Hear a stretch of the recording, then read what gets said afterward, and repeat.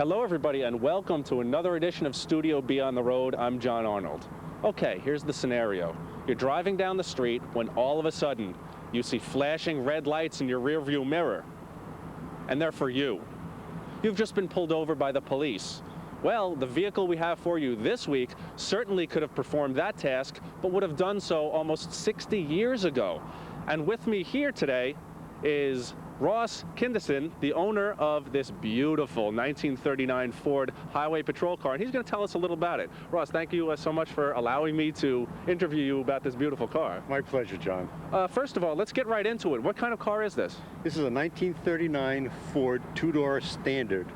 They made a deluxe that year, but this was the cheapest model, and the cheaper models are what went out to bid for police departments. The option package was really a commercial package in those days, which meant an oil bath air cleaner, and this, of course, has a siren and a red light, and red lights in the front by the grill. And some departments had two-way radios. I put a two-way radio setup in this car to simulate what it would be like in 1939. This has a 49 Mercury engine, flathead engine. It's the 39 original engine that was in here was upgraded by Ford back in '49. I bought the car in 1990. It was in pretty bad shape. I've changed the color on it, of course. It was originally blue, and it had police on the doors. When we sanded it down and ground off all the paint, we were unable to determine exactly what police department it came from.